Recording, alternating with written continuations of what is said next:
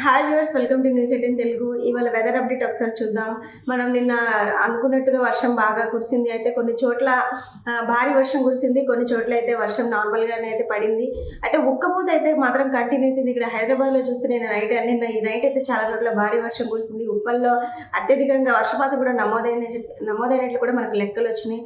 అయితే వర్షం పడినప్పుడు కూడా ఉక్కపోత అనేది చాలా విపరీతంగా ఉంది. జనాలు ఉక్కపోతతో అయితే తీవ్రంగా అల్లాడుతున్నారు. ప్రస్తుతం ఉన్న వెదర్ కండిషన్ చూస్తే మళ్ళీ ఇవాళ కూడా వర్షం పలు చోట్ల పడే అవకాశాలు ఉన్నట్లు తెలుస్తుంది. అదేవిధంగా ఐఎండీ కూడా అదే వెదర్ అప్డేట్ కూడా ఇచ్చింది మనకి. ఇవాళ మన తెలుగు రాష్ట్రాలను కొంచెం పక్కన పెడితే కేరళ, కర్ణాటకలో అయితే ఇవాళ 2 రోజుల పాటు భారీ వర్షాలు కురుస్తాయని చెప్పేసి ఒక అలర్ట్ అయితే జారీ చేసింది. అదేవిధంగా మన తెలుగు రాష్ట్రాల విషయాల్లో అయితే ఆంధ్రప్రదేశ్ యానంలో అయితే 23 వరకు అక్కడక్కడ భారీ వర్షాలు కురుస్తాయని చెప్పింది. ఇక్కడ రాయలసీమలో అయితే తెలంగాణలో 18, 19 తేదీల్లో అక్కడక్కడ భారీ వర్షాలు కురుస్తాయని చెప్పేసి ఐఎండీ వెదర్ అప్డేట్ ఇచ్చింది. అయితే ముఖ్యంగా ఈసారి అయితే తొలిసారిగా ఏంటంటే ఫస్ట్ టైం ఇప్పుడు ఈ మంత్లో మత్స్యకారులు కూడా చేపల వేటకు వెళ్ళకూడదని చెప్పేసి కూడా అలర్ట్ అయితే జారీ చేసింది. అంటే 22 వరకు అయితే మత్స్యకారులు ఎటువంటి పరిస్థితుల్లో కూడా అదే సముద్రంలోకి వెళ్ళకూడదని చెప్పేసి, ఎందుకంటే బంగాళాఖాతంలో కూడా రేపు అల్పపీడనం ఏర్పడే అవకాశాలు ఉన్నాయి. దీనివల్ల అలల ఉధృతి అనేది తీవ్రంగా ఉండొచ్చు. సో దానివల్ల మత్స్యకారులు ఈ టైంలోనే వేటకు వెళ్ళకపోవడం మంచిదని చెప్పేసి కూడా వాళ్ళ మీద కూడా నిషేధం విధించారు. అదేవిధంగా ఇక్కడ వర్షాల విషయానికి వస్తే ఇక్కడ గాలి వేగం అనేది గంటకు 40 నుంచి 50 మీటర్లుగా 5 రోజుల పాటు కూడా కంటిన్యూ అవుతుందని చెప్పేసి కూడా అంచనా వేసింది ఐఎండీ.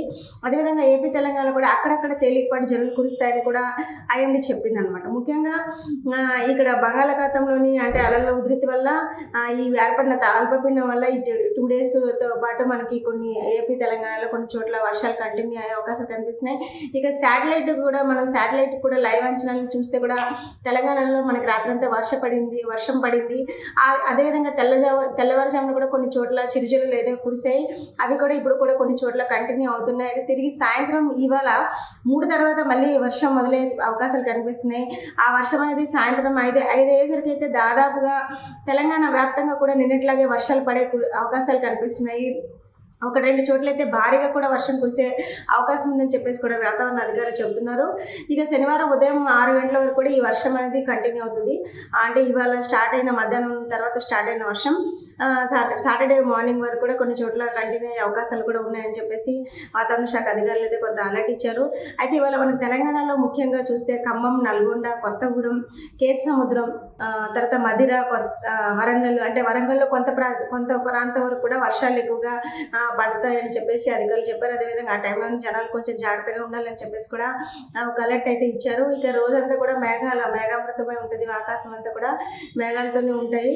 ఇక మధ్యాహ్నం 3 తర్వాత అయితే అటు ఏపీలో కూడా కోస్తాలో వానలు మొదలై కంటిన్యూ అవుతాయని చెప్పేసి చెప్పారు.